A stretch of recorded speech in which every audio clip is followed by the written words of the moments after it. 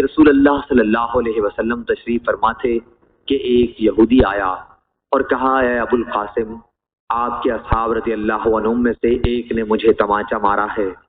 آپ نے دریافت فرمایا، کس نے؟ اس نے کہا کہ ایک انصاری نے۔ آپ نے فرمایا کہ انہیں بلاؤ۔ وہ آئے تو حضرت صلی اللہ علیہ وسلم نے پوچھا، کیا تم نے اسے مارا ہے؟ انہوں نے کہا کہ میں نے اسے بازار میں یہ قسم کھاتے سنا، اس ذات کی قسم جس نے موسیٰ علیہ السلام کو تمام انسانوں پر بزرگی دی۔ میں نے کہا، او خبیث، کیا محمد صلی اللہ علیہ وسلم پر بھی؟ مجھے غصہ آیا اور میں نے اس کے منہ پر تھپڑ دے مارا۔ اس پر نبی کریم صلی اللہ علیہ وسلم نے فرمایا، دیکھو، انبیاء میں باہم ایک دوسرے پر اس طرح بزرگی نہ دیا کرو۔